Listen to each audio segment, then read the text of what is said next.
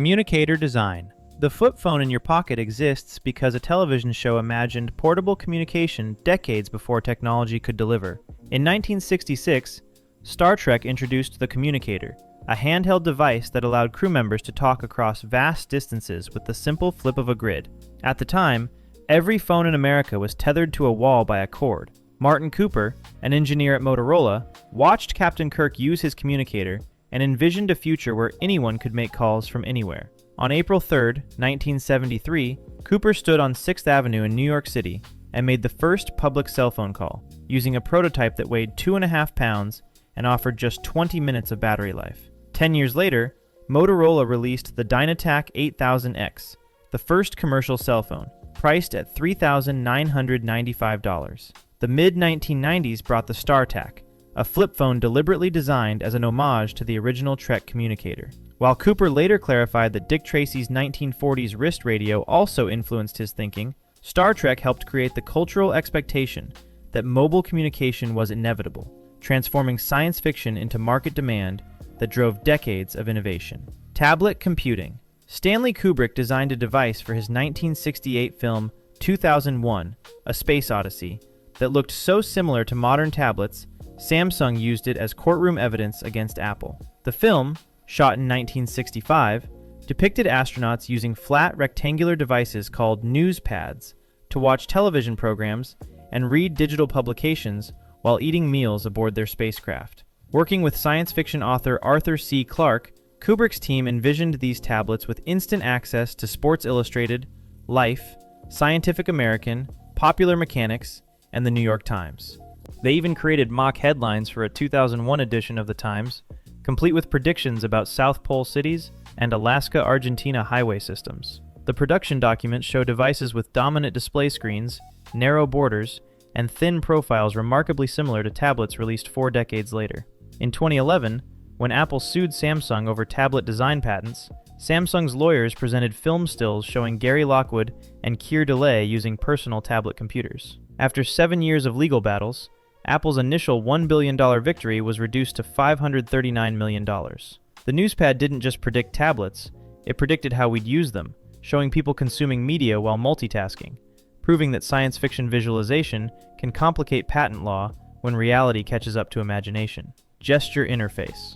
Tom Cruise waving his hands to manipulate floating screens in Minority Report seemed like pure fantasy in 2002, but tech companies immediately started building the real thing. Director Steven Spielberg wanted plausible future technology, so before filming began in 1999, he convened 15 experts for a 3-day think tank to envision the year 2054. John Underkoffler designed the gesture-controlled interface after Spielberg told him to make it like conducting an orchestra. Underkoffler treated the cinematic interface as an actual research and development prototype, later founding Oblong Industries to create similar technology. The film showed pre-crime officers wearing special gloves with glowing tracking dots, using broad arm movements to manipulate data floating in 3-dimensional space. Microsoft premiered its Surface display in 2007, with representatives promising it would feel like Minority Report. 3 years later, Microsoft released the Kinect for Xbox 360, and students at MIT immediately used it to create gesture interfaces inspired by the film. Companies including Intel, Obscura Digital, and MIT Media Labs all developed multi-touch systems directly influenced by what they saw on screen. By making gesture control look natural and inevitable, the film convinced engineers to pursue technology that seemed impractical, though sustained use revealed the ergonomic challenges of constant arm movements that cinema cleverly avoided. Autonomous vehicles. Arnold Schwarzenegger rode in a self-driving taxi with a robot driver in 1990's Total Recall, 3 decades before autonomous vehicles became reality. The Johnny Cab, voiced by actor Robert Picardo, featured an animatronic chauffeur that interacted with passengers while the vehicle navigated city streets independently. The concept originated from Philip K. Dick's 1966 short story, We Can Remember It For You Wholesale, which described a robot taxi driver in a future world. While the technology seemed impossibly distant in 1990, Nevada became the first place on Earth where automated vehicles could legally operate on public roads in 2011. Florida and California followed with their own legislation, and the United Kingdom established rules for autonomous vehicles in 2018. Today, the joint venture between Hyundai and Aptiv, called Motional, operates actual robo-taxis in Las Vegas, where passengers can use Lyft or Uber to ride in self-driving Hyundai Ioniq 5 vehicles along the Strip. In 2023, these vehicles upgraded to carry passengers at night using radar and LiDAR sensors that can see in darkness. The film predicted not just autonomous vehicles, but their specific application as ride-sharing taxis, recognizing the business model decades before companies like Uber existed. Biometric Identification. The retinal scanners and voice recognition systems in 1982's Blade Runner seemed like oppressive surveillance fantasy, yet they predicted security technology now used billions of times daily. Ridley Scott's dystopian vision showed a future where identity verification happened through biological markers rather than keys or passwords. The film depicted characters passing through checkpoints that scanned their eyes and analyzed their voices to grant or deny access to buildings and systems. At the time, such technology existed only in classified military research facilities. By the early 2000s, iris scanning technology had moved from science fiction to airports, with systems deployed at Schiphol Airport in Amsterdam and several facilities in the United Kingdom. Apple introduced Touch ID fingerprint scanning to iPhones in 2013, bringing biometric security to hundreds of millions of consumers. 4 years later, the iPhone X launched with Face ID, using facial recognition technology that Scott had envisioned 35 years earlier. Today, biometric authentication protects everything from smartphones to bank accounts to border crossings.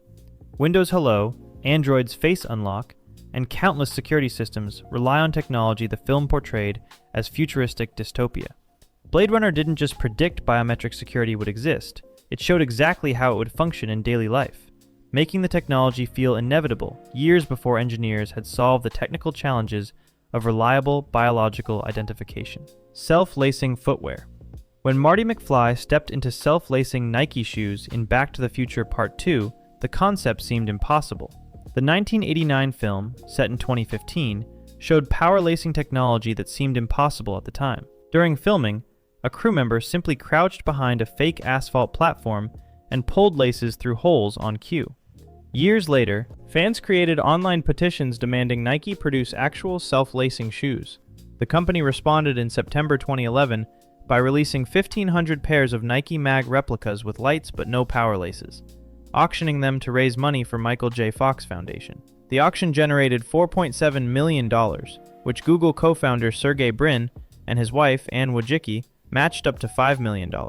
On October 21, 2015, the exact date Marty traveled to in the film, Nike delivered the first working power lacing shoe to Fox himself.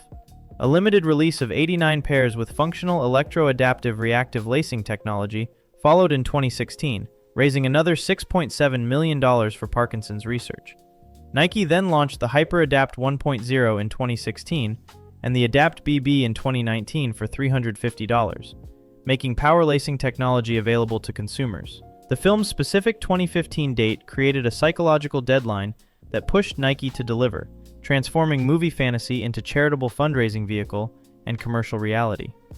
By the way, if you're enjoying this so far, I make videos like this regularly. Subscribing would really mean a lot. Voice assistants. The conversational artificial intelligence in 1983's War Games seemed impossibly advanced, yet it predicted exactly how we interact with devices today.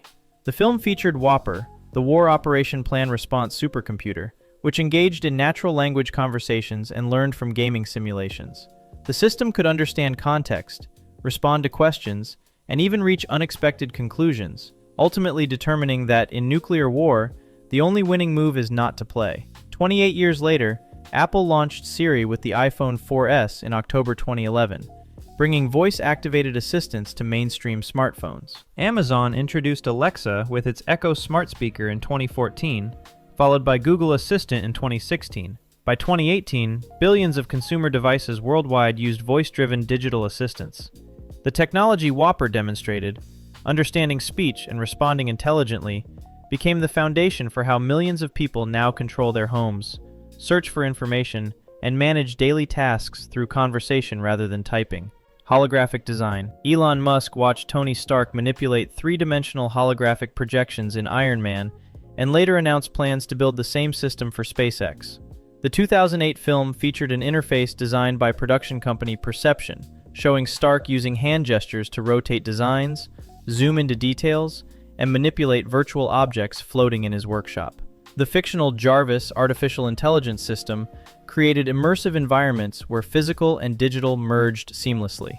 In 2013, Musk declared he would create an Iron Man-style interface for designing rocket parts. By February 2014, he posted a demonstration video showing himself rotating a three-dimensional rocket component using a Leap motion controller and Oculus Rift virtual reality headset, then three-dimensional printing the part in titanium. The video proved that gesture-controlled holographic design had moved from cinema to engineering reality. Meanwhile, a company called Z-Space released a $6,000 holographic display system in 2012, featuring a 24-inch three-dimensional screen with head tracking that allowed designers to manipulate virtual objects with a tracked stylus. Universities and research institutions developed similar systems for medical training and product development. The film's detailed visualization made the concept seem achievable rather than fantastical, creating a specific design goal that engineers pursued with measurable success. Earpiece Translation.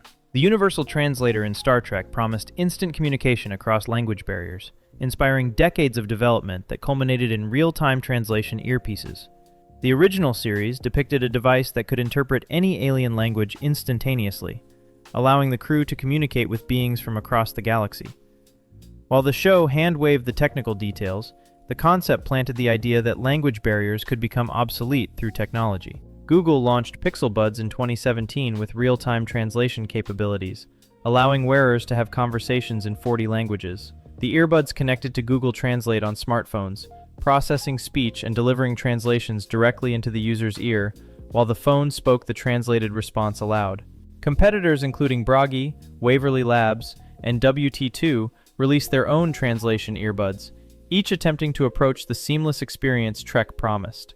The technology remains imperfect, with delays, accuracy issues, and connectivity requirements that fall short of science fiction's instant translations. However, the fundamental concept works exactly as the show depicted. Spoken words enter one ear in a foreign language and emerge comprehensible in the wearer's native tongue. What Trek portrayed as mature 23rd century technology arrived in primitive form in the 21st century, demonstrating how science fiction sets expectations that drive consumer demand even when the technology delivers only partial solutions. Video calling. The public video phone terminals in Metropolis predicted communication technology that would eventually arrive, though in completely different form. Fritz Lang's 1927 silent film depicted a futuristic city where people could see each other while talking through electronic screens, a concept that seemed fantastical in an era when regular telephone service was still expanding. The film showed characters using dedicated terminals with screens to conduct visual conversations across distances. Decades passed before technology caught up to Lang's vision.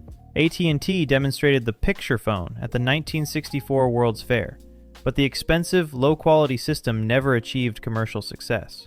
Skype launched in 2003, offering free video communication between computers connected to the internet. Apple introduced FaceTime with the iPhone 4 in 2010, making video calls as simple as voice calls. Facebook added video functionality to Messenger in 2013. By the 2020s, video calling had become unremarkable everyday technology on smartphones worldwide. Lang's film correctly predicted visual telecommunication would exist, but missed the implementation entirely, imagining public terminals rather than personal mobile devices. The prediction demonstrated remarkable foresight for 1927, getting the fundamental technology right, even while missing how society would eventually deploy and use it.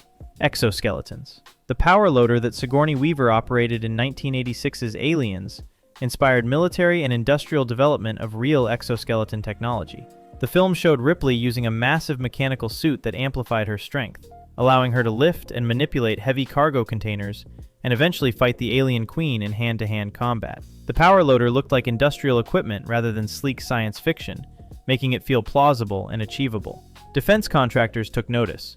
Raytheon developed the XOS exoskeleton in 2000, creating a wearable robot that allowed soldiers to lift 200 pounds repeatedly without fatigue. Lockheed Martin followed with Hulk, the human universal load carrier, in 2009. The company later partnered with Exobionics to create industrial exoskeletons for construction and manufacturing workers. By 2020, companies including Hyundai, Panasonic, and Sarcos Robotics were manufacturing powered suits for warehouse workers, allowing them to lift heavy objects without injury. Ford equipped assembly line workers with exo vests to reduce shoulder strain during overhead tasks. Medical versions helped paralyzed patients walk and assisted physical therapists in rehabilitation work. While current exoskeletons lack the power loader's dramatic lifting capacity, they follow the same principle: mechanical amplification of human strength through wearable robotics. Aliens made exoskeletons look practical rather than fantastical, focusing on industrial utility instead of combat applications, which influenced how engineers approached the technology when it became buildable. Touchscreen computers. The touch-sensitive computer displays in Star Trek: The Next Generation looked revolutionary when the show premiered in 1987, yet they predicted how billions of people would interact with technology decades later. The Enterprise Bridge featured LCARS, the Library Computer Access and Retrieval System, with colorful touchscreen panels that crew members manipulated by tapping, sliding, and gesturing. At the time, computers required keyboards, mice, and command line inputs. The show's production designer Michael Okuda created interfaces that looked futuristic but intuitive, with graphics inspired by airport departure boards and Swiss graphic design. Apple engineer Jeff Hahn later cited Next Generation as inspiration when developing multi-touch technology. The iPhone launched in 2007 with a capacitive touchscreen that responded to finger gestures exactly as Trek had depicted. Android smartphones followed, along with tablets, kiosks, and interactive displays now found everywhere from museums to fast food restaurants. Modern touchscreens even preserve Trek's visual language, with colorful graphics, gestural controls, and instant responsiveness.